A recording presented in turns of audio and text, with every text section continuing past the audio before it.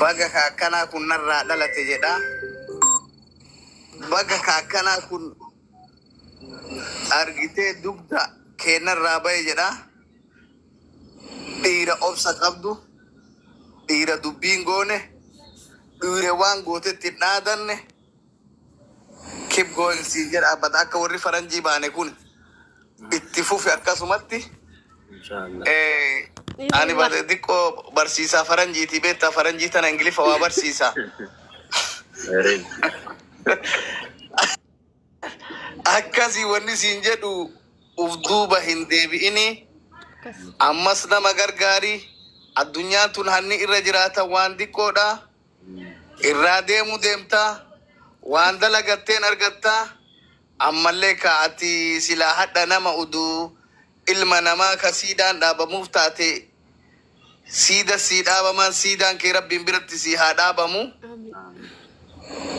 oyda maashar keessa rabbiin siidaa kee sii haa dhaabu waan example daladde waan bareedaa daladde generation amma waan ammaan tana silaa waan ammaan kana ebalu ilma kiyya nama akkasii naa godhi jedhan san itti yaadan san daladde ammas waan gooturraa harka duuban deebisini gosan laalini islaamummaa inni ta'ee qofaaf gargaara abbaa feeti wallahi waan argatteerra an amma walin beednu insha Allah beektaa namni addunyaan tun namni akka deemun beekan wanni gubbaa kanan irratti nama argitee dalalluuf wanni lafa dalannu adda maybe mindaa kenna waan dalagannuun ji'aa kiisii fa'a nu ga'uu dhabuun mala wallahi ijoollee teenna waan itti geessinu dhabuuf addunyaa kana irraa deemta baay'ee dalagadhu dalagaan atirra jirtu tun bareeda nama argitee ka ilmi gaariin jaartii fa'a jedhaa faamilii jedhaa warra jedhaa san hunda duuba keettee gocha akkasii kee dalaguun sun hedduu na boonse miidiyaan kun bada ganda kana irruma oolaan hundinuu namni waliin beeku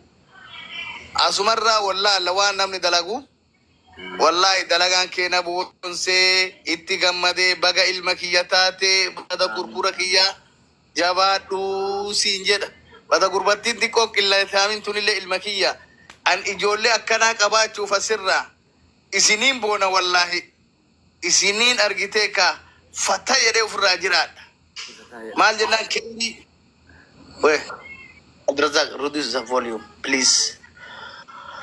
isinin boona isinin jedha wallahi kana isinin jedha jabaadhu beda jaarsi tokkollee as jira idaa hoofee takkanarraa qaba ol ba'e ya babdi galatoma akkas galatoma mangisti galatoma gaafa sin abbaa biyyaati guddisaa jabeessa guddisa keessan akkana hayyuu fi namni ni jabeeffata kuno amma mabruukiin kun dhugaa dubbachuuf namni naman beeku jaarole as keessa jeerturra hayyummaanis beekumsaanis dubbiinis diiniinis nama hayyuudha nama kana bootaa argitanitti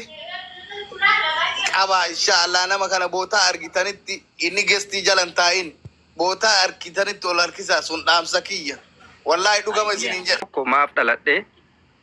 maal ta'uuf dhaladhe eenyuuf dhaladhe akkuma san sadiin bidaallee kalee kiyya keessa maaltu jira hadha maal irra jira boru maalitti deemaa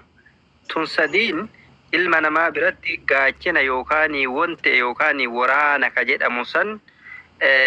ilma namaatii ta'uun dirqama amma kasadaffa warra arabaa kanatu waan jedhu namni kaayaa fi kaayoo yookaan karoora hin qabne ka safiinatin bilaa dufaa wanni jedhamu kun doonii markaba yookaan doonii waan jedhamu kana ka bahara keessa jiru ka motorri harkaa dhaamee jedhan dooniin gaafa bahara keessa jirtu motora hin qabne chaansiin isii bishaaniin nyaatamu kanaaf ilmi namaa kaayaa fi kaayoo qabaachuun dirqama obboleessa keenya kanaa wanni jennuuni rabbiin si mul'ise gassin deebisini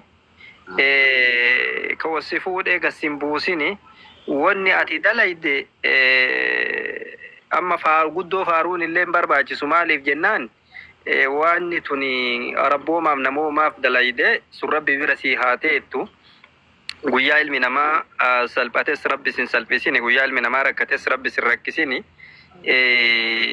siif fakkaataa keellee mucaa abdii culullee obboleessa keenna abboo waluma fakkaatanillee adeemsattis jechattis ilmuma abbaa tokkooti bakkuma takkaallee yaatanii ilmaanuma Arsiiti. Isin keessaan daawwiteedha isin amma warri miidiyaa irra nu ba'ee ijoolleen teenna akkuma Oromootitti warri nu afoo jirtan yoo badiin dalaynee nu uf daawwite isin keessaan uf agarra. Maaliif jennaan ilma niititu dhiirsaa ulfoomnaan garaa qabee jedhan intallana ilmanaa jedhan ka ufiin beeku tahi jedheeni jedhan abbaan yoo ka ufiin beeku hin taane yoo ka itti beekan itti himan beeku tahi yoo kanan taane garamaayyuu gadi hin bu'ini garama shafi'aa ta'ii jedhani amma isin ijoollee akkasii ufiin beeytu ta ufiin beeytu yoo itti himanillee beeytu ilmaan akkasiitii rabbi isin haa tiksu. Duniyaan tun waan nyoon dhabdu wanni addunyaa kanarra jiru waan nyoon beeki abban maanuu loon ufii kana gaafa itti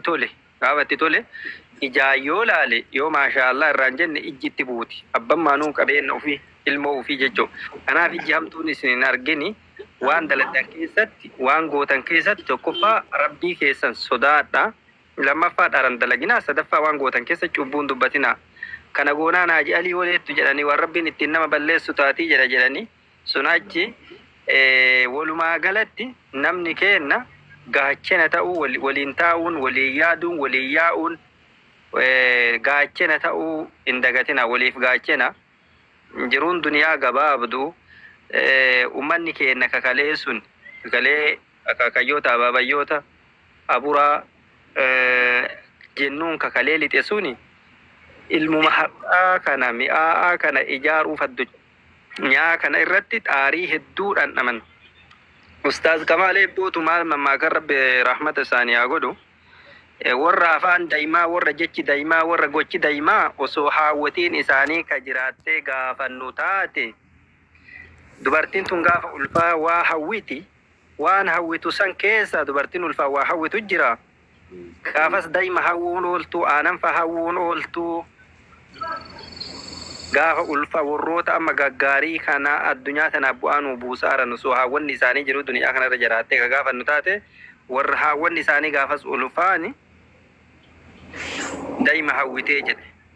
ka duniyaa kana daaraa godhaaru hoo jennaan gariin biyyee nyaatti gariin daaraa nyaatti warra ulfaan gaafas haati daaraa nyaatte ta'uun ooltuu jedhanii kanaafi rabbi rahmata haa godhuufi dubbiin sun dhukatti yoo qaqqabanii ilaalan warra amma addunyaa asirra deemee waa baxaabbatu waa jissu waa xiqqeessu ganda xiqqeessu nama xiqqeessu mul'ata namaa gadi buusu waa sharafu kun